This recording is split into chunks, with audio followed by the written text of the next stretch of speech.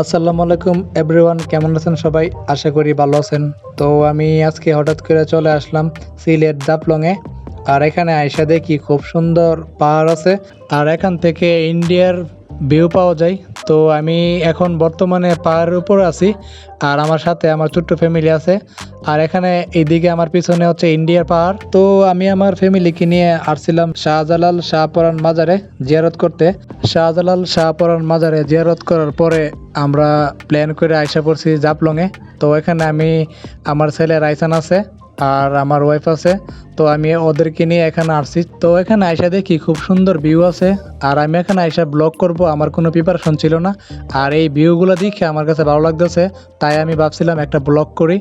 আর আমরা এখন বর্তমানে যাইতেছি পাহাড়ের উপরে, আর এখান থেকে ইন্ডিয়ার ভিউটা দেখানোর চেষ্টা করবো আপনাদেরকে। তো আমরা রিজার্ভ বাস নিয়ে আসছিলাম শাহজালাল শাহপরানে জিয়ারত করতে, আর এখানে বাসগুলো রাখলাম। তো বাসগুলো রেখে আমরা এখন বর্তমানে যাইতেছি পাহাড়ের উপরে। আর এইদিকে পাহাড় থেকে ইন্ডিয়ার পুরো ভিউটা আপনাদেরকে দেখানোর চেষ্টা করব। আর এইদিকে আমার ছেলে রাইসান আছে, ও আমার সাথে দুষ্টামি করতেছে। তো আমি এর আগেও আরেকবার জাফলংয়ে আসছিলাম। তো আমি আইসা নৌকা নিয়ে 0 পয়েন্টে গেছিলাম। তো ওইখান থেকে ঝর্ণার পাহাড়ে গেছিলাম, আর অনেক জায়গায় ঘুরছিলাম। এখন আমার সাথে রাইসান আছে, তো রাইসান অনেক ছোট, তাই ভাবলাম নৌকা দিয়ে আমরা না যাই।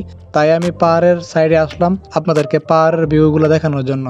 ফাইনালি আমরা এখন পাহাড়ের অনেক উপরে এসে পড়লাম, আর আমার সাথে আছে রাইসান, আমার ওয়াইফ আছে। তো ওদেরকে নিয়ে একটু কথা বলতেছি। আর এখান থেকে পাহাড়ের ভিউগুলো অনেক সুন্দর লাগে দেখতে। তো এইদিকে আমার ছেলে রাইসান আমার সাথে দুষ্টামি করতেছে, আর এখানে পাহাড়ের উপরে আমরা আছি।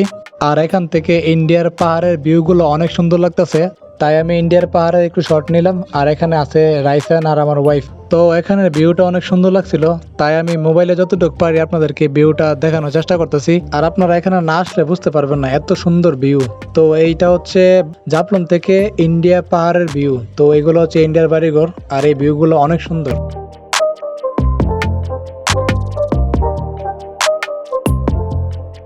আর এখানে আসলে আপনাদের ক্যামেরা নিয়ে আসতে হবে না। তো এখানে অনেকগুলো ফটোগ্রাফার পাবেন, আর আমাদের অনেকগুলো পিক তুল হয়েছিল। তো ওই দিনে অনেকগুলো পিক তুলছিলাম আমরা। তো আমরা এখন বর্তমানে পাহাড়ের অনেক উপরে আছি, আর এখান থেকে পিছনের ভিউগুলো খুব সুন্দর লাগতেছে। যাই হোক, এখান থেকে আমাদের পিক টিক তোলা শেষ। আমরা এখন বর্তমানে নিচের দিকে যাইতেছি, আর এখান থেকে আমরা যাব হচ্ছে 0 পয়েন্টের দিকে। তো ওইখান থেকে নৌকা দিয়ে আপনারা ঝর্ণার পাহাড়ে যাইতে পারবেন। তো আমরা ওই জায়গাটা আপনাদেরকে দেখানোর চেষ্টা করব। তো সাথে আছে রাইসান, আমার ওয়াইফ।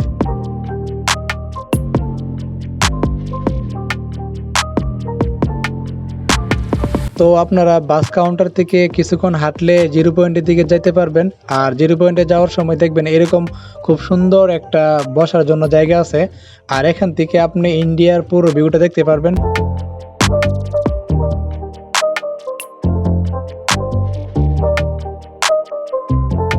আর এখানে আপনি ফটোগ্রাফার নিয়ে আসলে তো এখান থেকে বসে পিক টিক তুলতে পারবেন, আর এখান থেকে ইন্ডিয়ার ভিউগুলো নিতে পারবেন। তো আমরা এখানে একটু বসি, সময় কাটাই, তারপর আমরা নিচের দিকে যাই।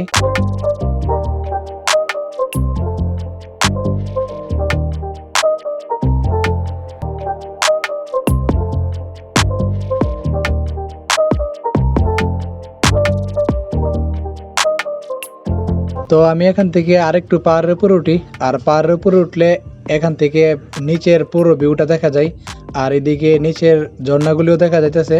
আর আমি পাহাড়ের উপরে উঠতেছি, তো এখান থেকে আপনাদেরকে ভিউটা দেখানোর চেষ্টা করব। আর এটা হচ্ছে নিচের থেকে উপরে ওঠার সিঁড়ি, আর এই সিঁড়ি দিয়ে উঠে আপনি এখান থেকে আরো সুন্দর সুন্দর ভিউ নিতে পারবেন। তো আমি আপনাদেরকে যতটুকু পারি ভিউগুলো দেখানোর চেষ্টা করতেছি। তো এখান থেকে আপনি আরো ভালো ভালো ভিউ নিতে পারবেন।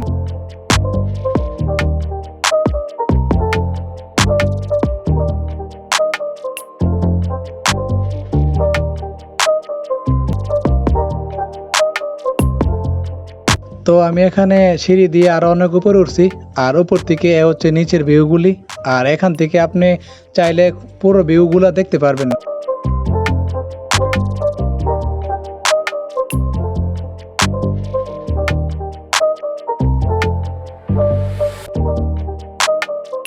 আর এই জায়গাটা হচ্ছে একটা লেকের মতো। তো আপনি এখানে আসলে মনে হইব যেন আপনি কোনো একটা লেকের মধ্যে এসে পড়ছেন। তো এখান থেকে আমি পুরো ভিউটা আপনাকে দেখাইতেছি। তো আমরা এখন বর্তমানে আবার পাহাড়ে এসে পড়ছি। তো এখানে এসে বসে পাহাড়ের ফিল নিতেছি। আর এইদিকে রাইসান আমার সাথে একটু দুষ্টামি করার চেষ্টা করতেছে। আর এইটা ছিল আমার সিলেট জাফলং এর ছোট্ট একটা ব্লগ। আর এই ব্লগটা যদি আপনাদের কাছে ভালো লাগে থাকে, সবাই লাইক কমেন্ট শেয়ার করুন। আর আমার ইউটিউব চ্যানেলটাকে সাবস্ক্রাইব করতে ভুলবেন না। ধন্যবাদ সবাইকে।